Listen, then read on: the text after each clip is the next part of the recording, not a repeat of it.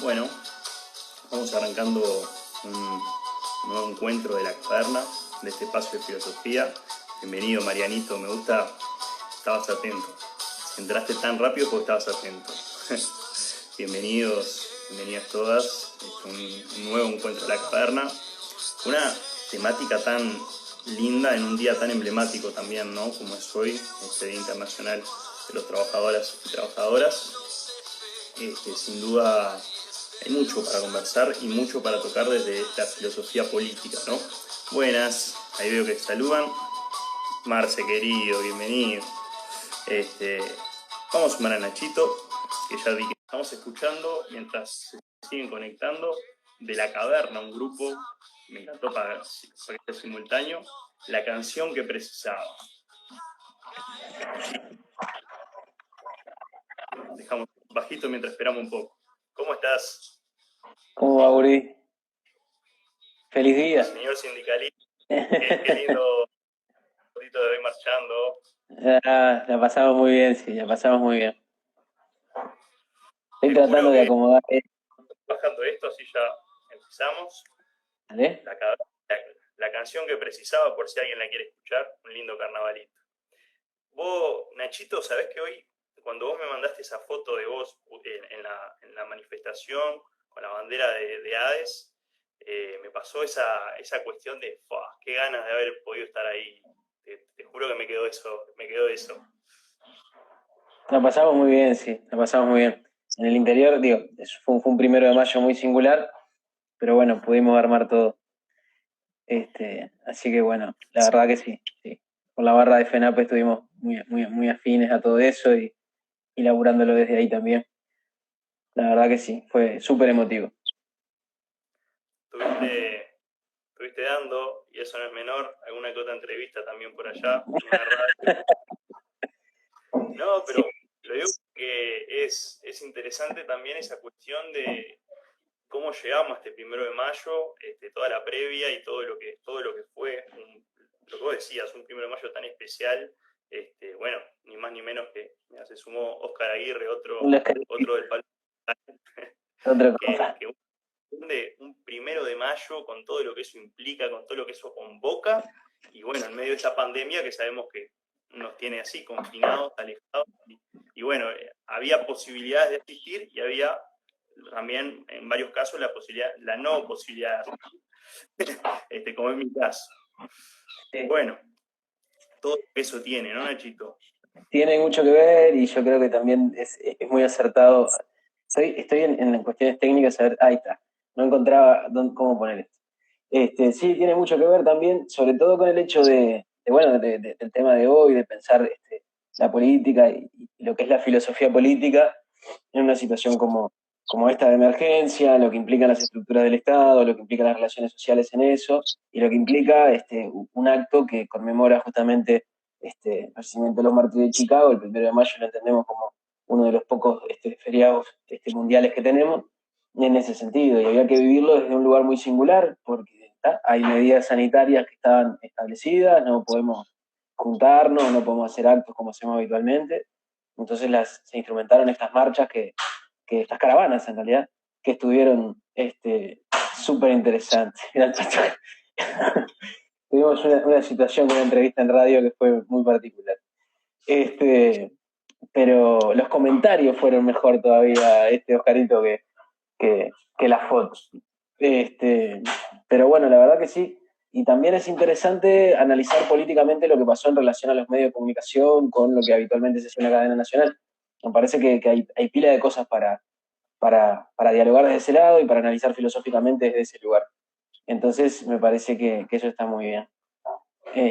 Pero le damos cuando vos quieras.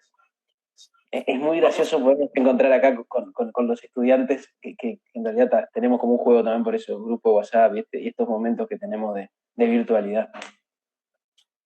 y sin duda no es menor cuando estos espacios nos sirven para estos intercambios. Y bueno, en este caso, vos decías, caso de alumnos, caso de gente que le colgó el tema, porque esto de poder aprovechar y preguntarnos qué es la política, ¿no? Ese disparador y esa problemática en estos tiempos tan, tan particulares, es como que te toca una fibra, ¿no? Te Ujú. toca algo de lo que todos estamos viendo, no podemos negar que esto está cambiando, y hay muchas cuestiones que cambian de repente y creo que es esa cuestión, todos estamos en esa sintonía de que hay ciertas discusiones que está bueno escuchar, ¿no?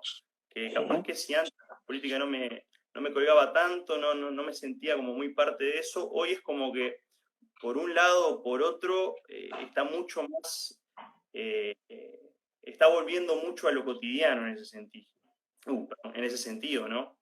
Y si te parece, Nacho, tengo un cuentito disparador para hoy Dale, y arrancamos a conversarlo. arrancamos por ahí, dale. El mar se manda ojitos.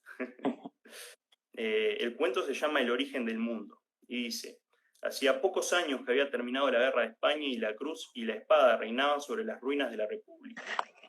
Uno de los vencidos, un obrero anarquista, recién salido de la cárcel, buscaba trabajo. En vano revolvía cielo y tierra. No había trabajo para un rojo. Todos le ponían mala cara, se encogía de hombros o le daban la espalda. Con nadie se entendía, nadie lo escuchaba. El vino era el único amigo que le quedaba. Por las noches, ante los platos vacíos, soportaba sin decir nada los reproches de su esposa Beata, una mujer de misa diaria, mientras el hijo, un niño pequeño, le recitaba el catecismo. Mucho tiempo después, Josep Verdura, el hijo de aquel obrero maldito, me lo contó. Me lo contó en Barcelona cuando yo llegué al exilio. Me lo contó él. Era un niño desesperado que quería salvar a su padre de la condenación eterna y el muy ateo, el muy tosudo, no entendía razones. Pero papá, le dijo Joseph, llorando, si Dios no existe, ¿quién hizo el mundo? Tonto, dijo el obrero cabizbajo, casi en secreto. Tonto, al mundo lo hicimos nosotros, los albañiles. El Es un cuento es de cuento. Eduardo, repito, se llama El origen del mundo. Me parece bastante interesante por muchísimas puntas, pero en particular desde esta cuestión de la perspectiva obrera, ¿no, Nacho? Esto de un día tan emblemático donde no solo se festeja de forma internacional o se celebra de forma internacional, sino que además tiene el trasfondo y tiene ese fundamento, esa razón de ser internacionalista. Es mucho Ujú. más, es bastante más eh, profundo. Sin duda es parte de las perspectivas que tenemos que dar. ¿A vos por dónde tomabas vos, por ejemplo, la historia de Galeano o este 1 de Mayo, si querés ser más concreto con eso? Bueno, a mí me remitía a dos elaboraciones que no son estrictamente filosóficas, pero como es parte de la filosofía también echa mano a otras disciplinas.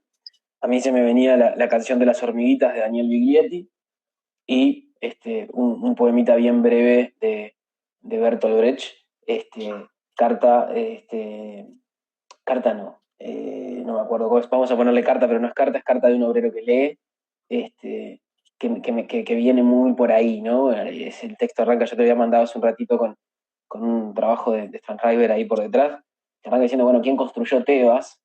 Y desde qué lado se cuenta la historia en algunas condiciones, tomando siempre como referencia personajes o hechos puntuales en relación a dinámicas de poder que tienen mucho que ver con eso.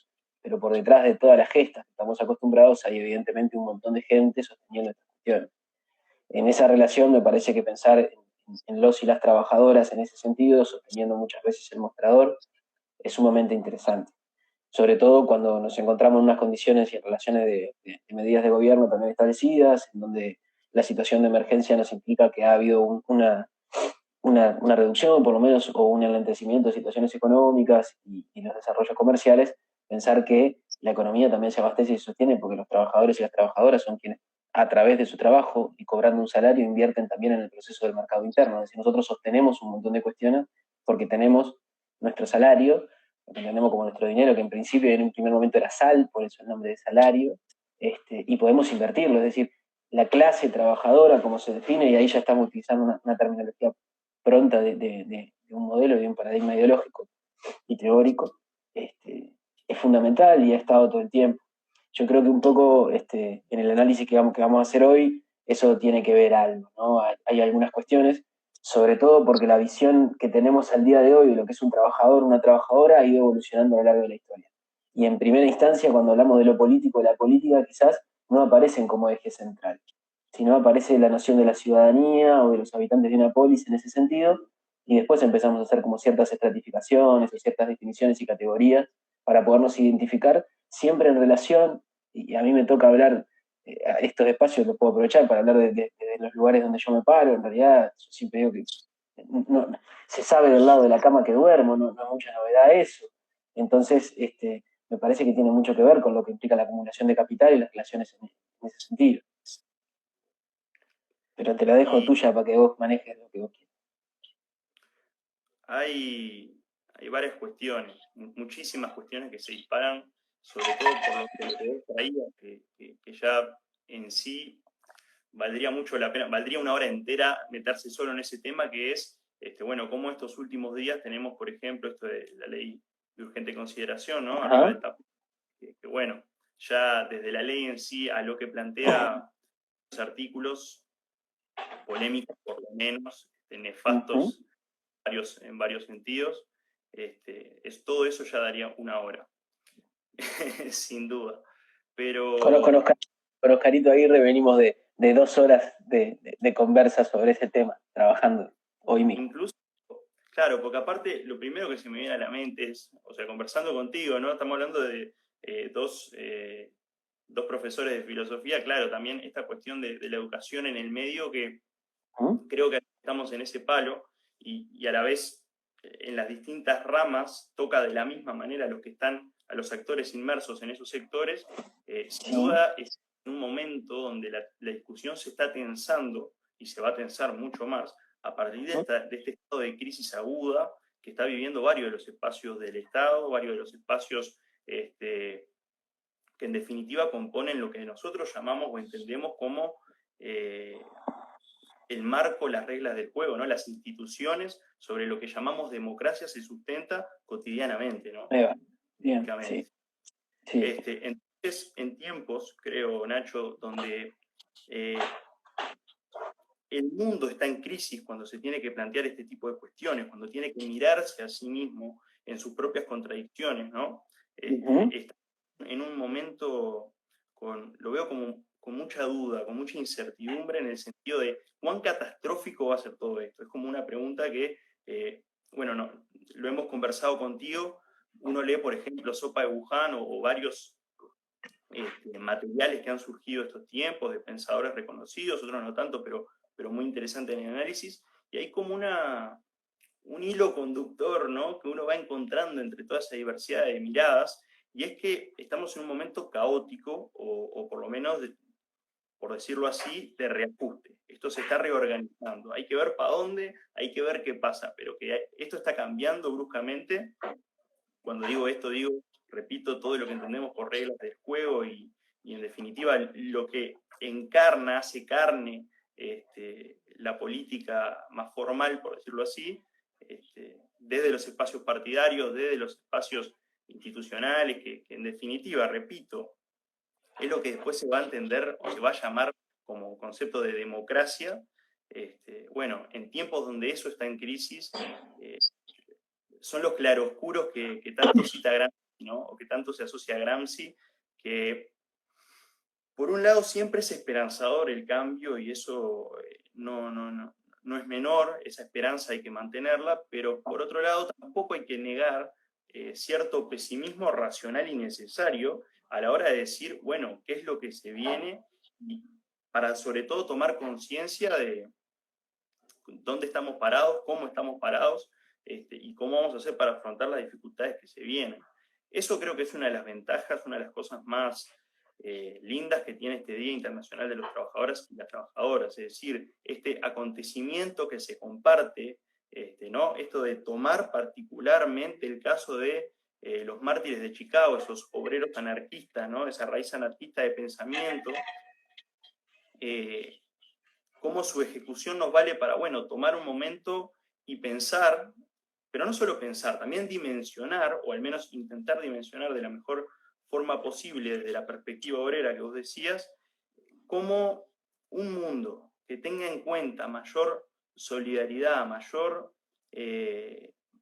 una forma más colectiva de pensarse a sí misma en términos de sociedad, que es lo que propone, repito, el movimiento obrero en su propia raíz anarquista, y después, más allá de que esa es su raíz, indiscutido, tomado, aceptado y desarrollado por todas las variables que van surgiendo, desde comunismos a socialismos, a todo ese espectro progresismo, todo lo que se llama izquierda, pero que parten de ese punto en común de que un mundo con una perspectiva más solidaria, más obrera, no solo es posible, sino que además es necesario, ¿no? Bueno, eso básicamente es lo que me queda de este día, y lo que creo que por esa razón, esto de la perspectiva obrera y esto de la necesidad, la urgencia de pensar la política que nos rodea, es lo que sin duda hace que este espacio hoy, esta caverna de hoy contigo, Nacho, a mi entender, valga tanto la pena. Es un lindo homenaje, por lo menos desde el lugar de la filosofía. Así que si vos te parece, arrancamos con la temática de hoy. Bien, golazo. Yo creo que en realidad toda esta charla me suma a tus palabras completamente. Si es posible que eso suceda, ¿no? Que uno se sume a las palabras. Yo creo que esta charla y esta previa, que es justamente una charla política, en un sentido súper ameno y en un sentido súper descontracturado, es ya un ejemplo de lo que implicaría hacer un análisis de filosofía política en ese sentido. Capaz que lo primero que tendríamos que hacer es como sacarle un poco el miedo y un poco el susto al término política y animarnos a jugar un poco más con él, ¿no? Y sacarle, desdemonizarlo un poquito, ¿no? Estamos muy acostumbrados, sobre todo en nuestras aulas de clase, que es una herencia, creo, más de nuestras generaciones y esas generaciones intermedias, de que de política en las aulas no podemos hablar. Y en realidad eso es sumamente inconsistente, es casi hasta una contradicción en sí misma, porque en realidad el hecho mismo de estar formando parte de la educación pública, por ejemplo, o de la educación privada, si es una opción, también implica una acción quizás o un posicionamiento político en algunas cosas. Y poder distinguir en primera instancia lo que es una acción política, un hecho político, y no caer en el reduccionismo, que es un peligro, de entender que lo político siempre responde a condiciones político-partidarias o a condiciones político-sectoriales en relación a reyertas o disposiciones electorales, ¿sí? Que habilita nuestra democracia como tal, y capaz que podríamos pensar, bueno, la democracia en sí misma, e incluso de forma singular capaz, el modelo democrático de nuestro país, sí puede ser un objeto de análisis, y ser un objeto de análisis de la filosofía política por un lado, o de la ciencia política, que va a hundir raíces en algún momento, lo que es la filosofía política también, como objeto. Entonces, empezar por ahí. ¿Qué es la política? O lo político como fue en su origen, ¿sí? Y en realidad, acá tenemos como esa historieta. Siempre echamos mano a los orígenes etimológicos, ¿no? Bueno, las palabras tienen un origen y la puta que lo parió y van por ahí. Lo ideal es tomarlo, hacerlo, pero no quedarnos ahí, ¿no? No morir en la etimología de la palabra solamente. Pero evidentemente cuando uno dice política tiene una relación directa que... ¿Eh? Dotarla de sentido, ¿no? Claro, porque si me quedo solamente con eso, aparte la etimología también es un lugar de lucha y es un lugar de un posicionamiento político. Pasa mucho... Sí, sí. Déjame, por ejemplo, nomás de el concepto de radical.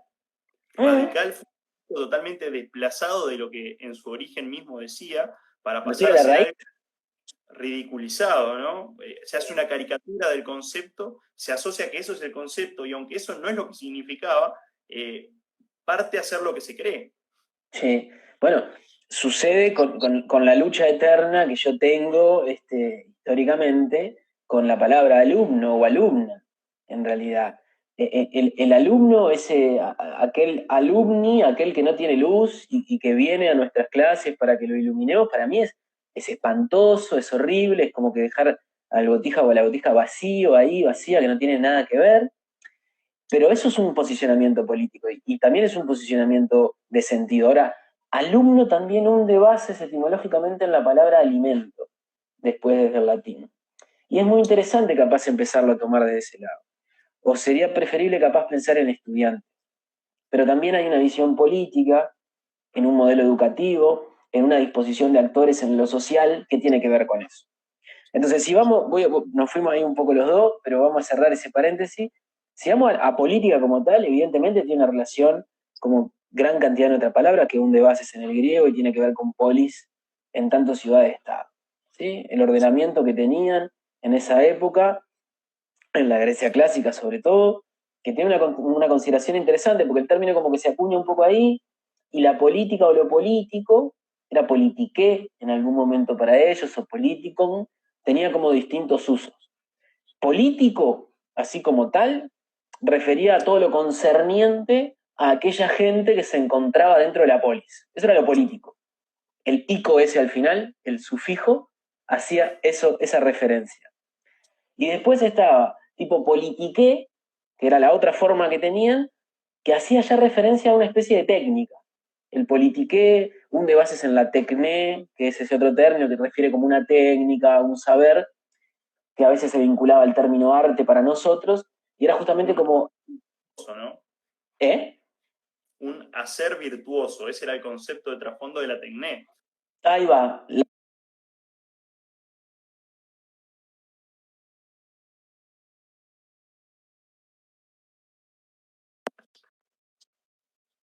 ¿No? ¿Estás escuchando Estoy, bien? se me va bailando perfecto. Bien. ¿Estamos grabando o no lo estamos grabando? Sí, para mí hay que grabarlo, Pero sí. ya, pero ¿pudiste grabarlo, o no? El anterior ¿Y qué estamos haciendo? ¿Se está grabando o no? lo grabo después. ¡Ah! ¡Qué bien! Bueno, golazo, está. Ideal. Porque, Estoy viendo ahí que estuvo en la última caverna. Salió lindo el otro día con el Ale, linda charla. qué Un gusto. bueno. Una Un musiquita. ratito, un ratito los Bienvenido. puedo escuchar. Dale, Bueno, Borechito. en Tema. esa vuelta, ¿no? Esa noción de ser virtuoso, vamos a empezar a laburarlo por ahí. Entonces, lo político, en ese sentido, tiene que ver con eso. Y tiene una estrecha relación con lo público, puntualmente. Y en el Facu ahí. Tiene que ver con eso, puntualmente. Aristóteles, que es como una base fuerte en el pensamiento político clásico y como que es el pilar ahí, si bien hay anteriores, marca un par de cuestiones que tienen que ver con eso. ¿Sí? Hay una relación del saber práctico que él menciona que tiene que ver con todo esto. Y la política para el tipo, que me parece que está muy bien, va a ser como la ciencia, dice él, ciencia en el sentido más laxo que tenía el mundo antiguo, no después del siglo XVIII, marca como que, bueno, es la ciencia que tiene que estructurar la más arquitectónica de todas, dice el tipo, y es la que va a ordenar todo lo que suceda en la ciudad en relación a los cometidos que se fija, a los fines, y que también va a estructurar los fines de las distintas disciplinas o actividades que se desarrollan en la ciudad, y por lo tanto, también la cantidad de personas que integren o que realicen esas distintas disciplinas. Es como, efectivamente, una ciencia que construye arquitectónica en ese sentido, que atraviesa la totalidad de lo que existe ahí, el Tito, lo que existe en esa polis, en esa ciudad, y que también transversaliza completamente las vidas de cada uno de esos integrantes de la polis. ¿Por qué? Y porque no deja de ser una acción desde lo público. ¿Y qué es lo público? Bueno, lo público es lo que es de todos y de todas, en ese sentido. Lo cual forma parte constituyente de cada uno y de cada una, pero también cada uno y cada una se justifica en ese lugar. Nuestra educación pública tiene eso, en ese sentido. Heredamos esas cuestiones desde ese lugar. En esa noción, Aristóteles dividía como que hacía tres tipos de saberes, ¿no? Decía que todo el conocimiento se podía ordenar en tres: productivo, teórico y práctico. Y el práctico no era tipo voy a entrenar algo o voy a probar a hacer una cosa, sino refería a la acción humana, básicamente. Y para el tipo la clave de ese saber era justamente la política, que tenía hasta un fin pedagógico, puntualmente, que era no solo perseguir el bien o lo bueno o lo mejor para esa ciudad, sino tratar de marcar las pautas, casi con una condición como normativa, como de instrucción, para poder aprender a hacer el bien y conocerlo. Hay desde ya en esa noción de Aristóteles, en esa noción de la política aristotélica, una idea de bien común para la polis como tal, que tiene mucho matiz y que al día de hoy bien común no sería como que comparable, pero tiene algo que ver. Tuya, Nico. A quien esté escuchando, si tiene la posibilidad, si se cuelga, agarre una hojita, una lapicera que... No, es un invento. No, no. Muchas gracias, pero no. Es un No, mamarracho. no, pará. Es una Vamos arriba. siempre está bueno tener, cuando estás haciendo ese ejercicio de intercambiar, de pensar, siempre está lindo tener una hojita. Ahí va. En ese sentido sí, en ese sentido sí. En ese sentido Decía, es algo que estoy inventando yo, ¿no? sí. Es cierto. Me hace Bien, falta. está bien metida ahí. Bueno, y por ese lado hay un montón de cosas. Entonces, la filosofía política va a ser, esta es una noción que es muy sencilla, pero la manejamos y es como que funciona, ¿no? Es como una rama o un tipo de disciplina dentro de lo que es la filosofía en sí misma, que va a tener como objeto justamente algunas cuestiones referidas a la formación de, estoy anotando todo, vamos compañera, de ir armando condiciones valorativas, es decir, poder establecer juicios de valor en ese sentido, sobre las dinámicas de relacionamiento de los sujetos o individuos con sus conformaciones sociales, si se quiere. En ese sentido, la filosofía política va a estar tallando ahí. ¿Va a ser política la filosofía política? Bueno, quizás no. Sí hacemos política o ejercemos un derecho público a la hora de hacer una valoración política o comprometernos con un modelo de filosofía política. Tampoco es que sea únicamente descriptiva, pero sí es interesante tener en cuenta de que ahí sí vamos a entender valoraciones como si tal sistema, tal modelo es aceptable o no, si las premisas que encierran son aceptables o no. Una pregunta que sería interesante es, bueno, ¿es quizás la democracia como modelo de orden político y de orden social más justo que otros?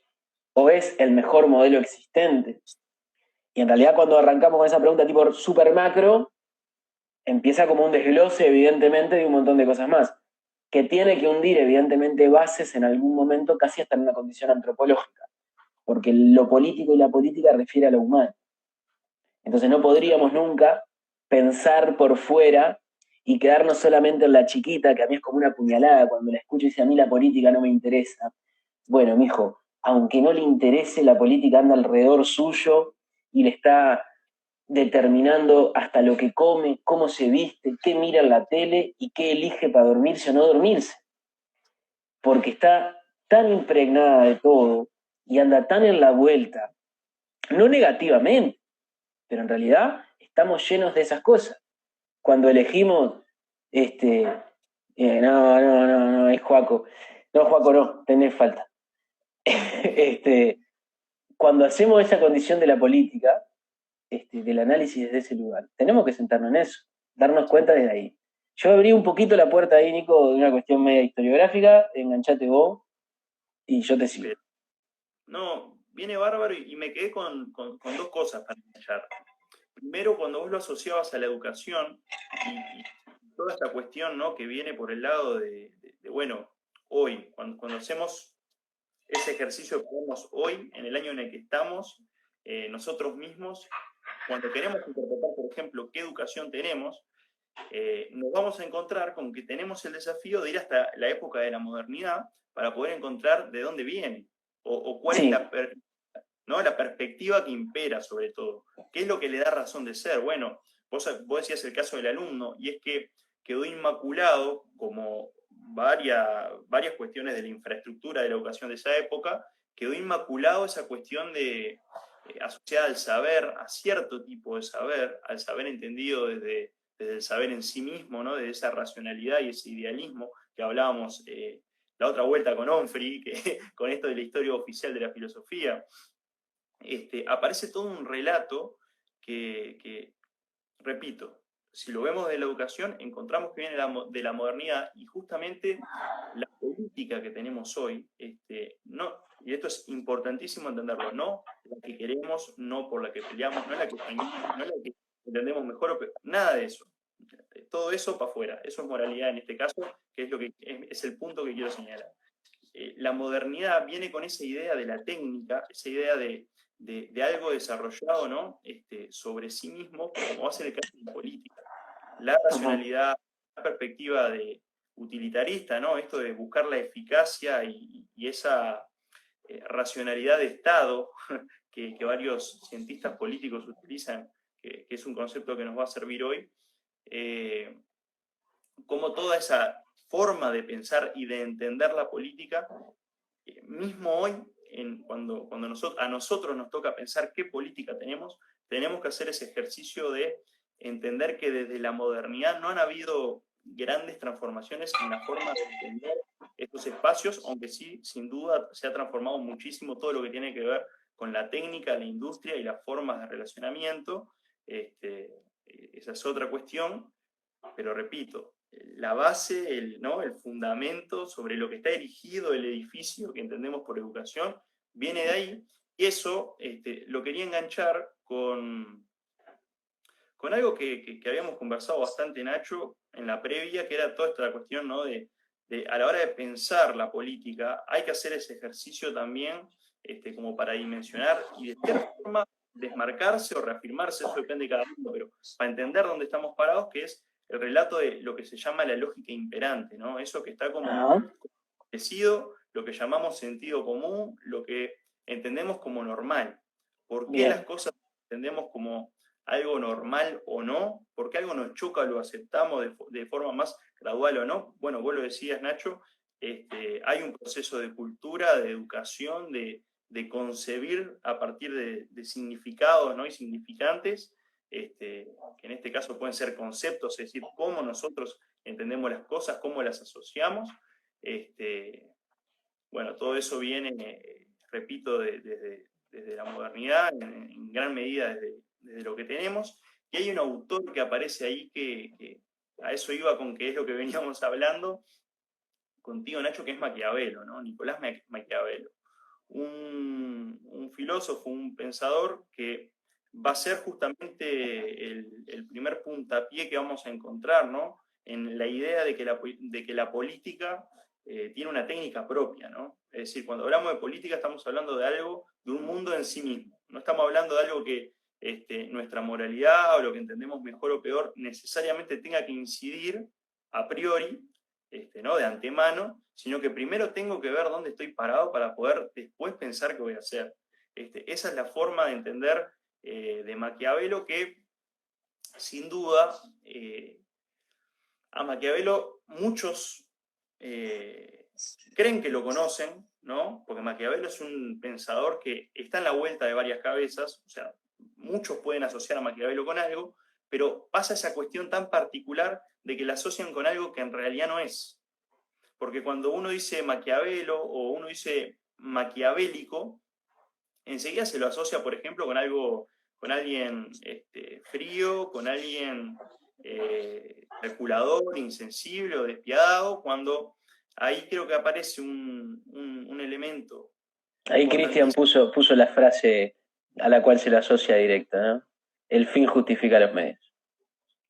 Claro, total. Esa es la frase que se le asocia que él nunca escribió, por ejemplo. O sea, vos agarrás El Príncipe, te le vas a leerlo entero y en ningún momento vas a encontrar el fin justifica los medios. No nunca, pasa. Nunca. Pero ahí, y ahí, ¿por qué no retomar un poquitito a Onfray de esa clase que habíamos tenido por este espacio?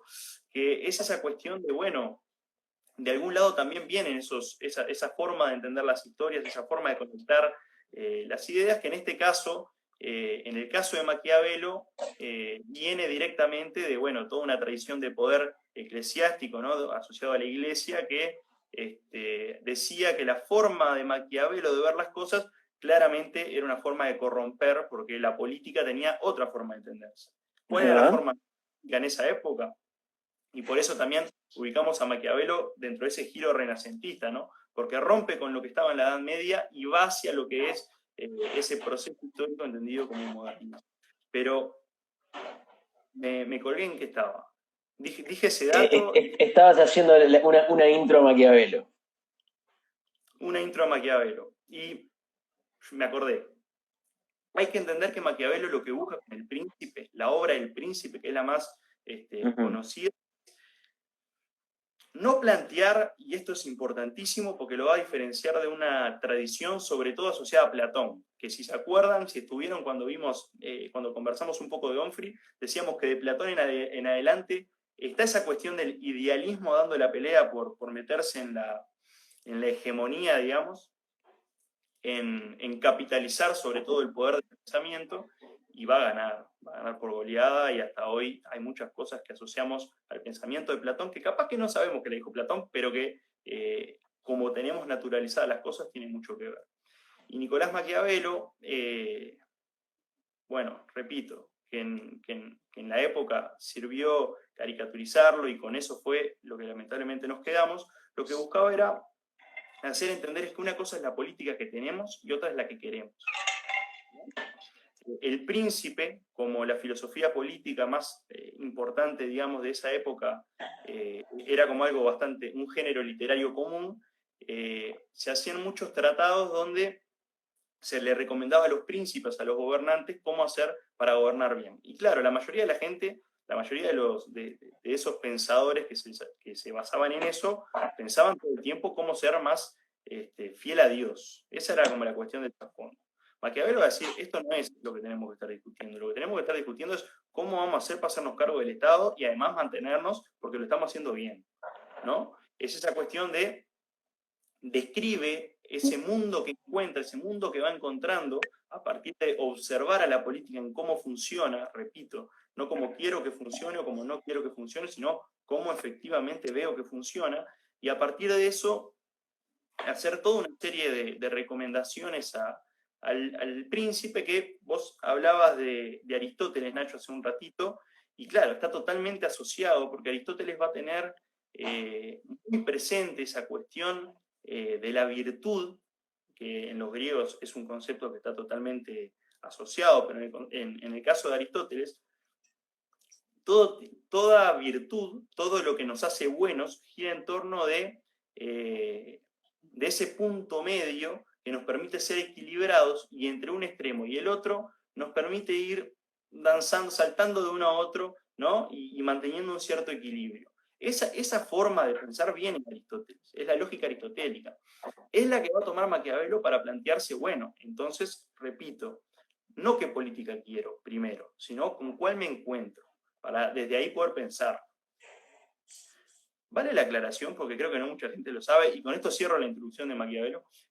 A Maquiavelo no le fue bien en su laburo. De hecho, terminó torturado, denunciado por supuesto, por conspirar contra la corona. Estaba toda una cuestión, se comió un garrón bárbaro, terminó horrible.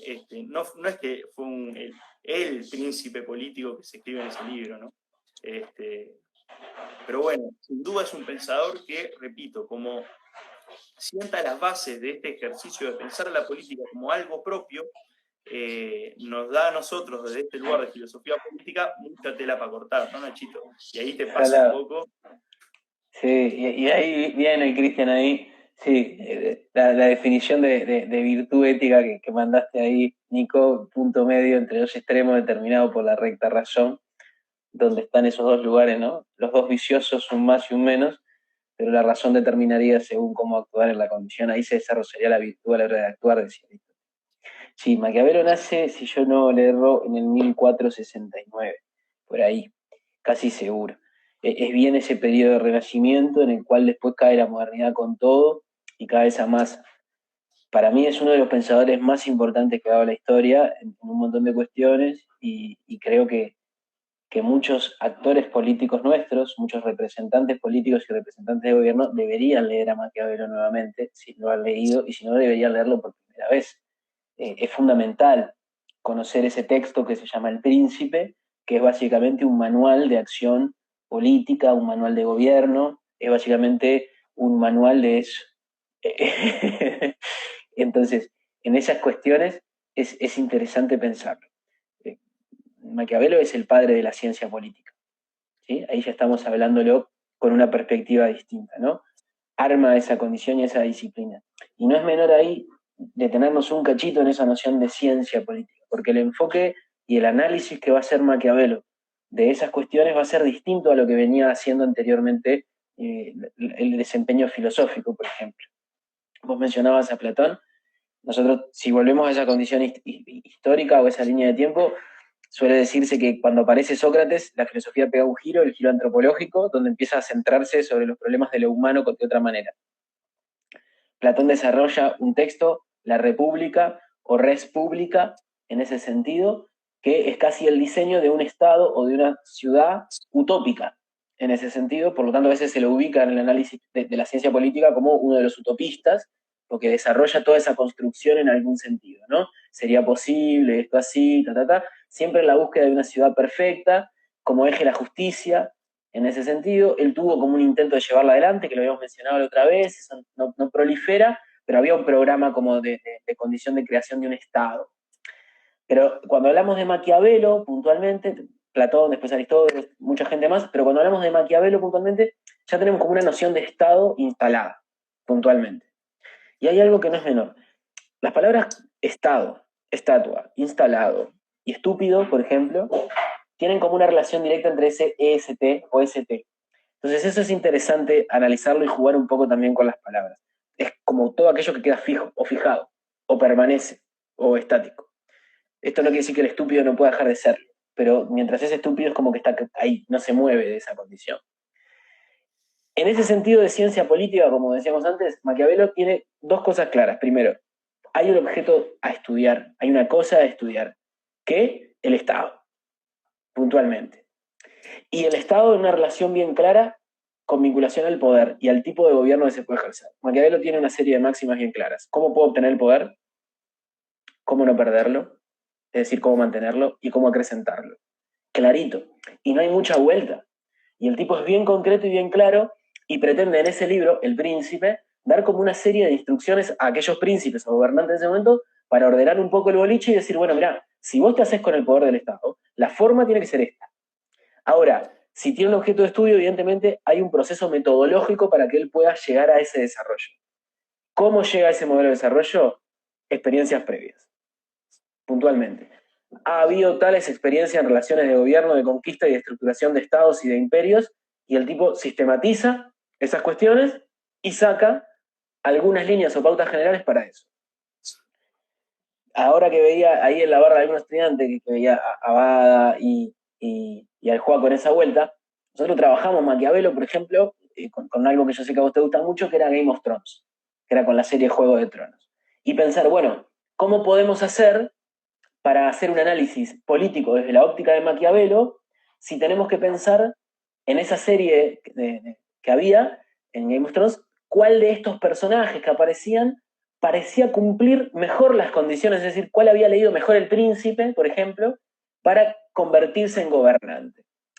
Y cosas que parecen evidentes, y el Joaco, cosas que parecen evidentes, que solemos entender, bueno, si yo tengo la primacía de la fuerza podría realizar cualquier tipo de conquista. Maquiavelo realiza una serie de evaluaciones en las cuales determina, oh, mirá que no siempre funciona de esta manera. Porque una cosa es obtener el poder, es decir, el gobierno de un territorio, y otra cosa muy distinta es poder mantenerlo de la misma manera que vos lo obtuviste. Entonces ya no es solamente una acción política de una manera, sino es una acción política que debe enraizarse, y ahí radical, ¿no? Como echar raíces, efectivamente, para que a quienes he de gobernar entiendan que yo soy la mejor opción posible. En Maquiavelo después vamos a ver por qué me entienden como la mejor opción posible. O contrato mercenarios, por ejemplo, para hacer una invasión, pero no me son fieles, y siempre podía pasar eso. O, feliz día, Gonza, que es un laburante también. Dígale, Nacho. Ya nos dijimos, Gonza, ya nos dijimos. En esas condiciones, ¿cómo me hago con el poder? Bueno, ¿cómo lo mantengo? ¿Cómo logro acrecentarlo? ¿Cómo logro incrementarlo? ¿Me sirve siempre la fuerza? ¿No me sirve? Y Maquiavelo tiene una frase que para mí es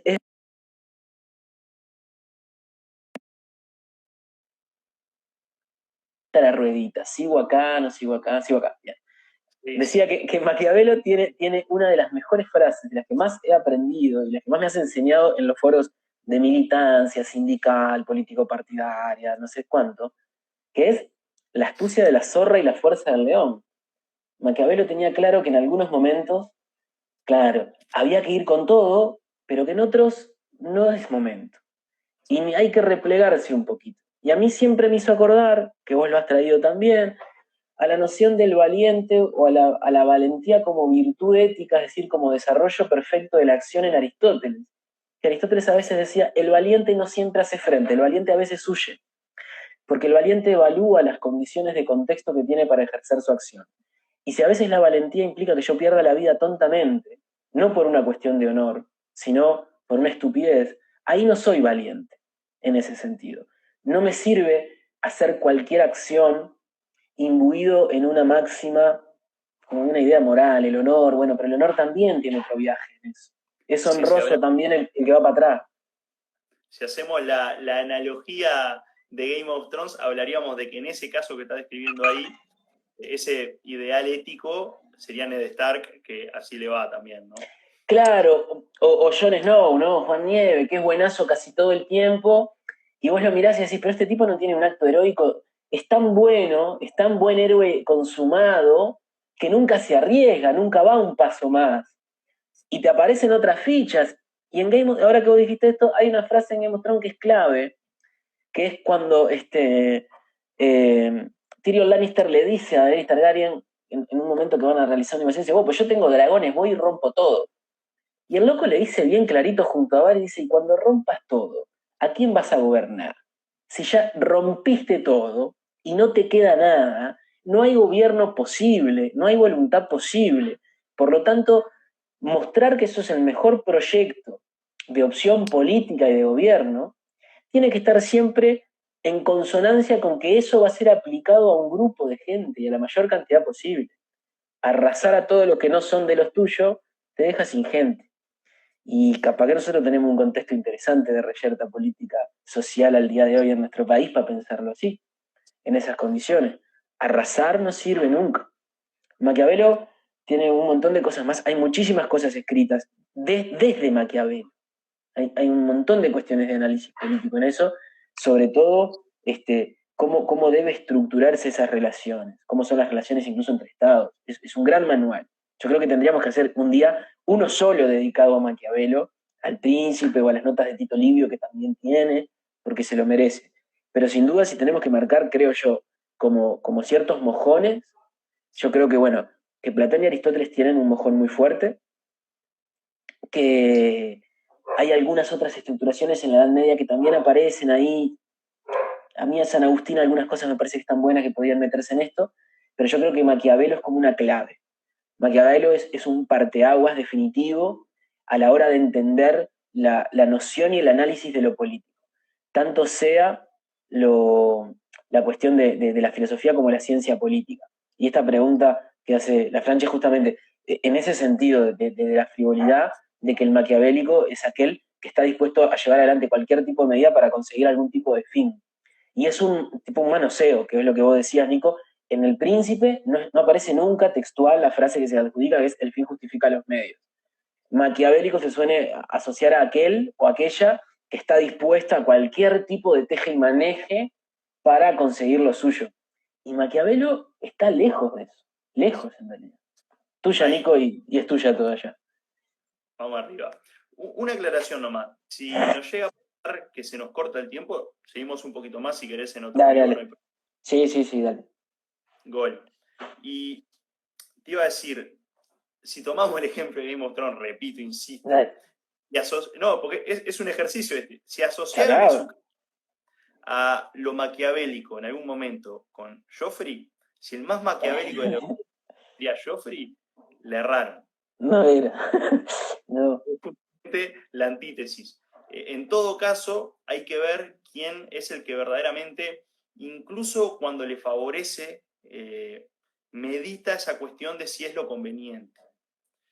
Personalmente, si la tuviera que responder yo, diría Varys. Puede Pero ser. bueno, viste que Sí. son. Es una cuestión de subjetividad, es muy. Yo creo que Pero Varys, Meñique y Tyrion son como que los tres tienen sí, visiones de Maquiavelo. Hacen como un Maquiavelo entre ellos, que son como los pensadores políticos de esa serie, o sea, tremendamente. desde un lugar de profe puedes decir que si te contestan cualquiera de esos tres, bueno, lo consideras, está bien, bienvenido el aporte.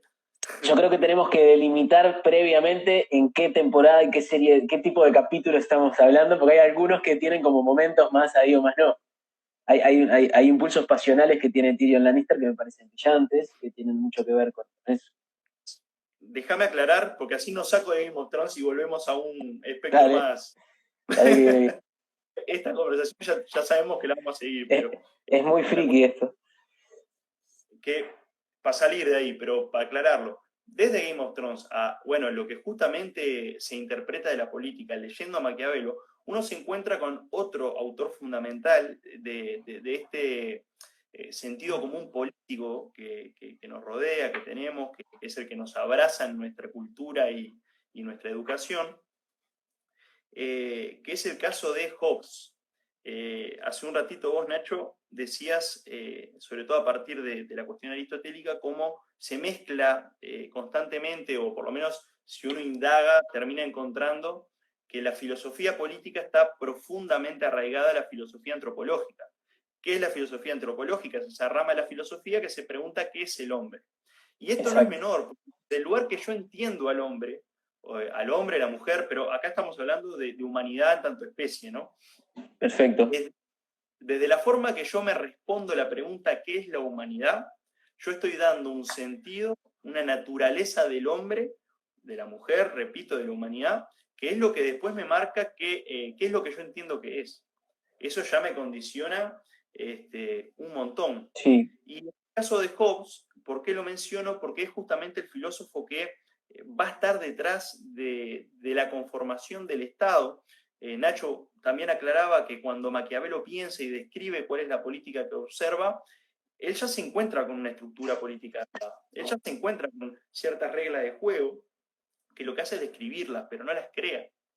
Entonces, ¿de dónde vienen? Justamente de una concepción que viene de Thomas Hobbes, y que hasta nuestros días todavía sustenta el modelo liberal de la forma de entender a la política, que es esta concepción de el hombre como el lobo del hombre, que de forma muy graciosa el actual presidente en un momento dijo que él no pensaba que el hombre era el lobo del hombre, sino más bien al revés, y fue como una confusión muy extraña, pero más allá de eso, esta concepción del hombre como el lobo del hombre es esta visión, esa forma de entender desde dos lugares qué es lo que somos en nuestra naturaleza. El hombre es el lobo del hombre. ¿Qué significa eso? Por un lado tenemos al hombre tanto bestia, ¿no? Esta idea de... Hay una... Lupus et hominis. No, sí. Incluso Maquiavelo llega en un momento a hablar de esa figura mitológica del centauro, ¿no? Como Aquiles, el hombre más heroico de todos, como narraba la historia, fue criado justamente, fue educado por un centauro. Es decir, una especie mitad hombre, mitad animal. ¿Por qué? Bueno, justamente por esta idea que asocia el hombre con el lobo, porque en el lobo encontramos esa cuestión de la bestia, que es todo lo que tiene que ver con el egoísmo despiadado que tenemos nosotros por autoconservarnos a nosotros mismos, por competir con otros, y sobre todo ese individualismo que hace que el hombre o la humanidad a la hora de pensarse tiene que partir del individuo. La naturaleza de la humanidad está en pensarse individualmente. Esa es la concepción que está detrás de Hobbes, que viene con Hobbes y que se va a plantear en su obra El Leviatán, otra obra muy linda para leerla, porque cómo me gusta de esos pensadores clásicos, cómo usan metáforas constantemente para explicar sus ideas, es un recurso literario tremendo. Pero entonces... usar los bichos es lo más. Es un recurso, me encanta. Y el hombre, la humanidad, queda vinculado a esa idea de que lo caracteriza como especie es que tiene un deseo de poder que no cesa en ningún momento. Que si depende de él, se va a dar de trasca contra todo lo que no le permita seguir creciendo él, individualmente él. Y así sería básicamente un caos de que el más fuerte estaría violentando el mejor estilo ensayo de la ceguera de Saramago, ¿no?